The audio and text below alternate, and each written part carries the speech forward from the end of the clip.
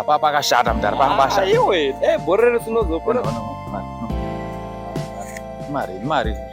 Mudhara apa tititi hafu. Munoti mari iri mudhara. Aiwa, asi hafu ndiyo. Nirazve chirombo. Vakomana. Ma. Ndadonedzawo mari yangu ndaikumbirawo mari yamanhonga iyi. Zvanguva mai. Izvozvo apa ndikutobva kutodonedza mari ndichiona muchinhonga. Isi tosvika pana hatigari kunoka isi. Kutosvika kuti utoenda mai. Aiwa, ndadonedza mari zvekugara kuno kuzvapinda papi nhaye vakomana. Kunoku maidonzera kunoku mai. Mari yamado iwewe yawakotama uchinhonga apa una mari. Mai bvudzi yangu iyi. Aonezve momza papa. Zvigone zvinotogadzirisa mai. Anombonhonga mari. Vakomana handisi kuita zvemafaniso. Hatinhongi mari mai. Ndofonera murume wangu izvo. Basa roti handizondandonyaya chuba ino kana mauda zvemaoko. Mari yangu ndofonera murume wangu akauya izvo zvako. Aiwa momza, aiwa imimi zvisingapedzi ngonga wafonisha matanhonga mari ere. Zvakanaka iwe rambonipa mari yangu ndifonere. Sandikwatisa vatobholonja kaizvo mai. Babazi. Pane vakomana vanhonga mari yangu ndichinatsa kuona. Wamuri kufungidzira? Muna main manyai. It's okay.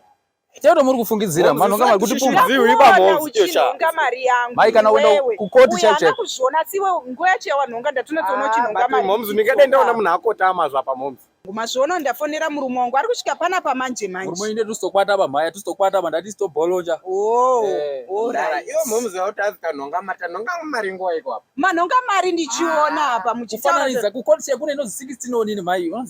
Iwe. Kukoti tinonhonga mari Baba D. Chii chiri kunetsa? Ndadonedza mari baba D. Nguva diki yandafamba ndatoona uyu achinhonga mari iyo ndipowo mari yangu yandadonedza. Madi munhu wamwari. Unoziva kwandabva soka.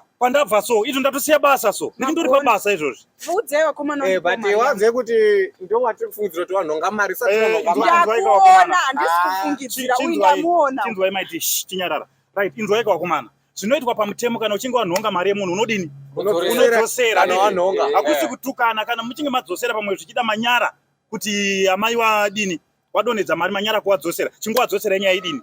Iperi hapa munyepe. But izvo atinonga tanhonga mari manje. Hamuna kunhonga. Asi maidhima waona zveshuwa wachinhonga mari. Ndanatsa kuzviona nekuti ndisati ndambofamba babati. Ndwai wakomana ka.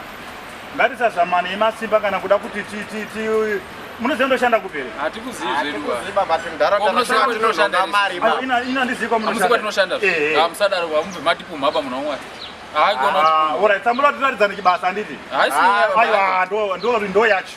Aura tiratidza nechibasa, ndakuda kukuratidza kundoshanda kuti. Ndakuti muchione kundoshanda kuti. Rarai pasi izvozvo, rarai pasi.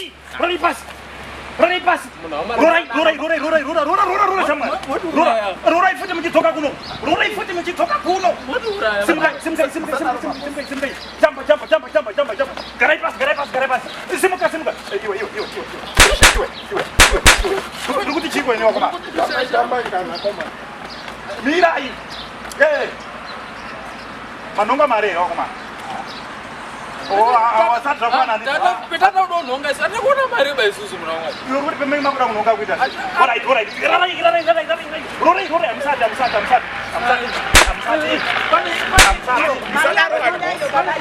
Kuza mari yangu mari yakubuda. Ndakuona uchinhonga mari iwe. Mari yangu she. Ndeni $10 zvingai. Wanhonga mari tambotaura nyaya amount iri pana. Wakomana handina kutaura here kuti munhu kana achinge anhonga mari anodzosera. Mudhara amene ndakumbira kubvunza kuti munoshanda kupi? Basa renyu. Makuda kuziva kwanoshanda. Handakutsamwira. Tinoziva hedu kuti ramangwana tatizodaidza iwo. Kana muchida kuziva kwanoshanda komana. Hakunetsiba inini ndiri Dhaka boy Birida wangu akatonimirira pazasi apa. Handei maiti.